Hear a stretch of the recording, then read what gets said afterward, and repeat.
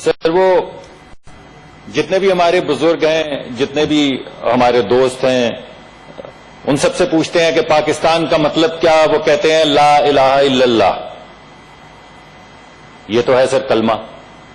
اس کلمے میں تحفظ ہے تمام کلمہ گو کا بھی، اور اس کلمے میں تحفظ ہے سر تمام مائنورٹیز کا بھی.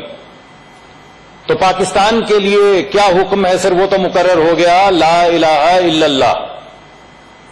اب سوال یہ ہے کہ یہ جن مائنورٹیز کو پروٹیکٹ کرنا ہے اور جن کلمہ گو لوگوں کو پروٹیکٹ کرنا ہے، ان کے لیے کیا حکم ہے سر؟ ان کے لیے حقوق مختص کیے ہیں سر.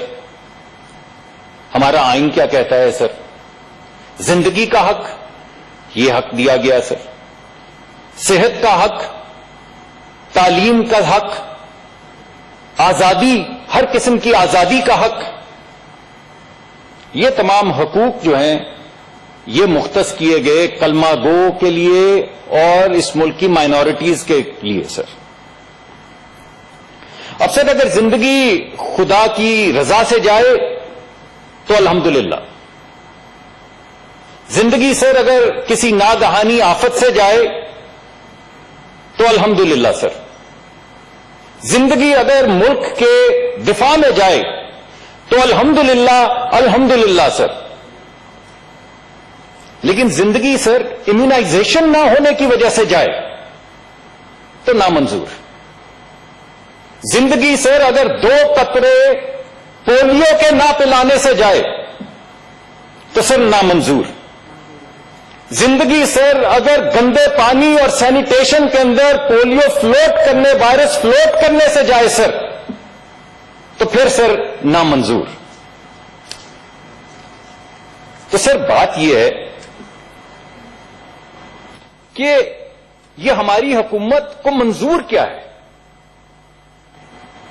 جب سر پچھلی حکومت آئی تو 2014 میں سر 306 کیس تھے. 306 کیس تھے سر 2014 میں.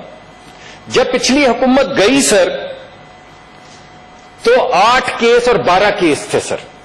8 کیس تھے سر 2017-18 میں اور 12 کیس تھے سر 2018-19 میں، جس میں آدھا سال ہم جا چکے تھے. یہ تھی سر اس وقت کی زندگی کی قیمت. اب سوال یہ ہے کہ اس وقت زندگی کی قیمت کیا ہے اور حکومت کیا بھاؤ لگا رہی ہے اس وقت زندگی کا سر؟ کیا اس حکومت کی پالیسیز کے اندر، پرائیورٹیز کے اندر سر زندگی کی کوئی قیمت ہے؟ صحت کی کوئی قیمت ہے؟ نہیں سر. آزادی کی کوئی قیمت ہے؟ روز تبصرہ کرتے ہیں، روز تبصرہ کرتے ہیں. نہیں سر. انسانیت کی کوئی قیمت ہے؟ نہیں سر. آج تو یہ سوال اٹھا رہے ہیں کہ ہمارے بچوں کی معذوری کی، ہمارے بچوں کی زندگی کی کوئی قیمت ہے؟ تو جواب وہی مل رہا ہے سر، نہیں سر. کہتے ہیں سر کہ پولیو اس وجہ سے پھیل رہا ہے سر کہ ہم نے امیونائزیشن نہیں کی. امیونائزیشن انگلستان نے کرنی تھی سر. برطانیہ کی حکومت نے امیونائزیشن کرنی تھی، فن لینڈ کی حکومت نے امیونائزیشن کرنی تھی، بنگلہ دیش کی حکومت نے ادھر آ کے امیونائزیشن کرنی تھی. کس نے امیونائزیشن کرنی تھی؟ آج آپ نے ہمیں کیا یہ اطلاع دی ہے کہ پولیو کو صرف مت رو بیٹا؟ ابھی بیچ امیونائزیشن کے ذریعے جو موت مقرر کی جائے گی بچوں پہ، وہ کتنی دیر میں آتی ہے؟ یعنی آج آپ نے ہمیں یہ بتایا ہے کہ صرف ہم نے قطرے ہی نہیں پلائے. تمہیں تو ابھی کہانی معلوم نہیں. اصل کہانی تو یہ کہ ہم نے تو اپنے چھوٹے ننھے منھے بچوں کو امیونائز بھی نہیں کیا. ہم آگے ہی سر دنیا کے بلند ترین انفنٹ مورٹیلٹی کے ملک ہیں، بلند ترین چائلڈ مورٹیلٹی کے ملک ہیں. اس ملک میں جہاں پہ دنیا کی 95%، 95th پرسنٹائل کے اوپر انفنٹ اور چائلڈ مورٹیلٹی ہو رہی ہو، وہاں پہ آج کیا سر ہم نے یہ سٹیٹمنٹ سنی ہے کہ ہم نے پچھلے 6-8 مہینوں میں اپنے بچوں کو امیونائز نہیں کیا؟ سبحان ربی اللہ. سر اس بارے میں کیا کہہ سکتے ہیں؟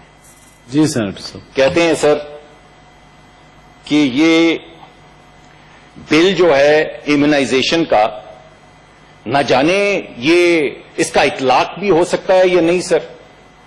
یہ تو بڑی اہم بات ہے سر، کیونکہ بل میں تو یہ لکھا ہے کہ ماں باپ پہ یہ مقرر کیا جائے، کیئر گیورز پہ یہ مقرر کیا جائے کہ وہ بچوں کو امیونائز کروائیں. اب یہ ہو سکتا ہے یا نہیں سر؟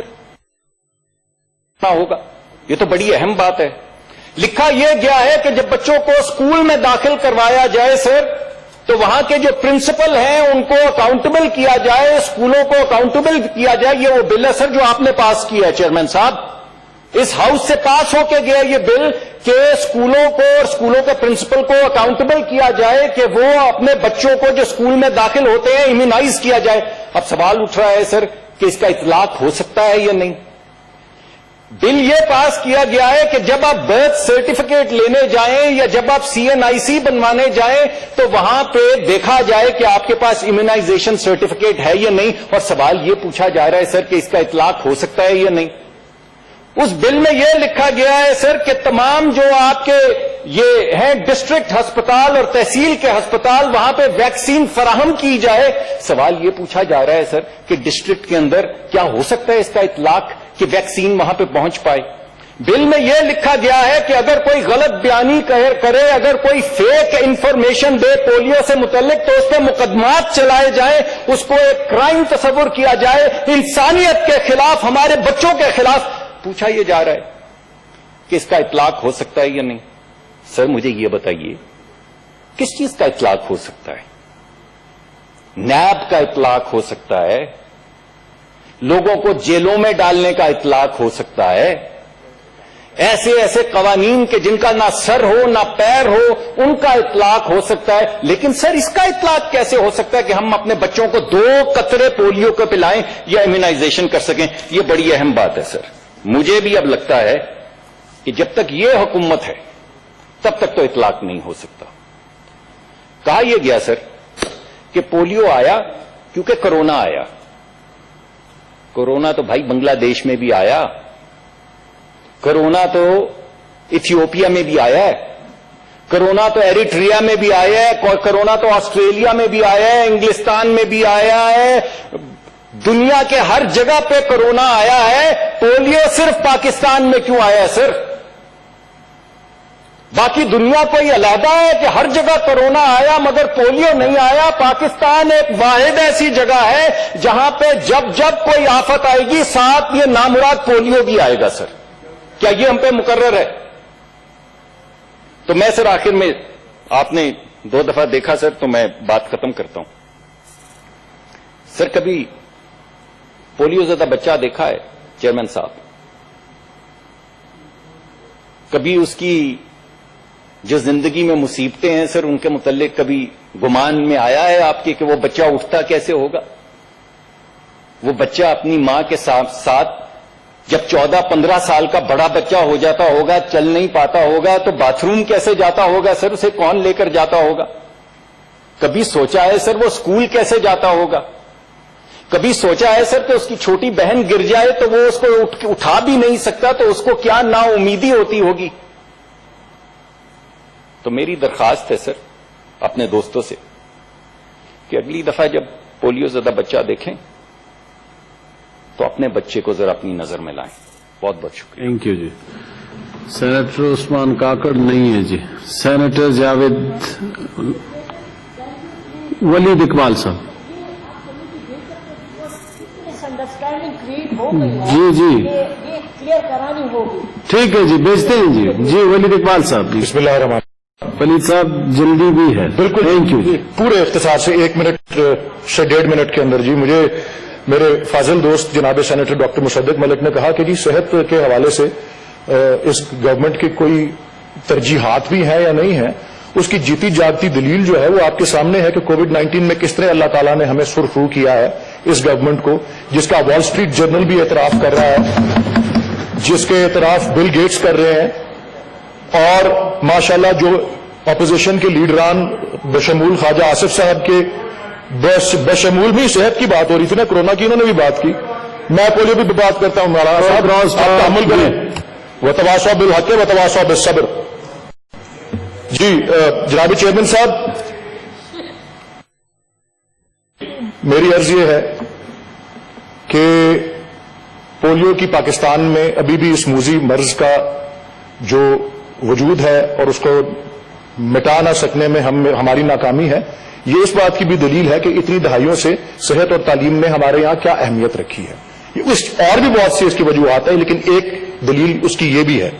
اور جناب چیئرمین صاحب، کچھ ہمارا کلچر بھی اس طرح کا ہے، جس طرح کے ویکسین اور ڈراپس اور امیونائزیشن کے حوالے سے جو ہمارا رد عمل رہا ہے، یہ میں عرض کرنا چاہ رہا ہوں، جب سے 19ویں صدی میں امیونائزیشن ایجاد ہوئی تھی، ایڈورڈ جینر نے جب ایجاد کی تھی، اس وقت سے امیونائزیشن کے، ویکسینیشن کے، ڈراپس کے خلاف ایک مزاحمت کا کلچر دنیا بھر میں پایا جاتا ہے۔ ورلڈ ہیلتھ آرگنائزیشن نے پچھلے سال دنیا کی ہیلتھ کو 10 بڑے چیلنجز یا 10 بڑے تھریٹس میں، ٹاپ 10 تھریٹس جو ہیں ان میں ریزسٹنس ٹو امیونائزیشن کو گردانا ہے۔ سو یس، چیلنجز یہاں موجود ہیں، لیکن جس طرح میں نے عرض کیا کہ موجودہ حکومت نے سرخرو ہو کے دکھایا ہے، اللہ تعالیٰ نے سرخرو کیا ہے۔ کووڈ 19 جیسے موذی مرض، ہمسایہ ملکوں کی کارکردگی دیکھ لیں، یورپ کے ترقی یافتہ امریکہ، کینیڈا کی کارکردگی دیکھ لیں اور پاکستان کی کارکردگی دیکھ لیں۔ میں یہی عرض کرنا چاہ رہا ہوں۔ اور ایک اور بہت بڑا چیلنج جو ہے، یہ لہرا کے پارلیمانی لیڈر قومی اسمبلی میں پیپلز پارٹی کے چیئرمین اور سابق وزیر دفاع امپیریل کالج کی رپورٹ لہراتے تھے کہ جی ملینز اگست تک جو ہے وہ شکار ہو جائیں گے کووڈ 19 کے۔ 18,500 اموات وہ امپیریل کالج کی رپورٹ کے حوالے دے کے کہتے تھے 10 اگست کو ہوں گی۔ 10 اگست کو بفضل خدا ایک بھی موت جو ہے وہ ہم نہیں گوارا۔ اللہ تعالیٰ نے 10 اموات ہوئی، کہاں 18,500 یا 78,500 اموات۔ جناب چیئرمین صاحب، میرے خیال میں میں بھی یہ درخواست کروں گا، پرسوں سپریم کورٹ نے بھی یہ بات کہی ہے کہ کوئی کسی قسم کے ڈیروگیٹری الفاظ کسی بھی ایسے ڈفرینٹلی ایبلڈ شخص کے لیے یا جس کو کوئی ذہنی کسی اس کا شکار ہوا ہو پیدائش سے، جو ہے ایسے الفاظ نہ استعمال کیے جائیں۔ میں بھی درخواست کروں گا کہ پولیو کے شکار جو بچے ہیں، میں ذاتی طور پہ جانتا ہوں، میرے عزیز و اقارب میں بھی ہیں، پاکستان کی ایوارڈ یافتہ ناولسٹ بیپسی سدوا صاحبہ جو سابق ممبر قومی اسمبلی مرحوم وفات پا چکے ہیں، مسٹر بھنڈارا کی ہمشیرہ ہیں، ایوارڈ یافتہ، وہ پولیو کا شکار تھیں۔ علامہ اقبال ایک آنکھ کی بینائی سے محروم تھے بچپن سے، لیکن دنیا بھر میں انہوں نے نام کمایا پردے لکھنے کے اندر۔ کوئی بھی کسی کو بھی اللہ تعالیٰ کی طرف سے اگر کوئی اس قسم کی مشکل کا سامنا ہو، کسی کی اچیومنٹ کے رستے میں وہ نہیں کھڑی ہوتی۔ اس لیے اتنی زیادہ نہ اچھالیں لوگوں کی اس فلائٹ کو جس طرح سے آپ ادھر ڈرامائی انداز میں کر رہے ہیں۔ یہاں بیٹھے ہوں گے تو ٹھیک ہے، میں تو خود تسلیم کرتا ہوں کہ ہمیں ان کا خیال رکھنا چاہیے اور ہمیں پاکستان کو آزاد کرانا چاہیے، لیکن اس طریقے سے جس طرح سے ان کے جو کنڈیشن ہے اس کو اچھال رہے ہیں، میں سمجھتا ہوں اگر بیٹھے ہوں گے تو ان کو تکلیف پہنچے گی۔ اس لیے اس بات کو بھی جو ہے ملحوظ خاطر رکھنا چاہیے۔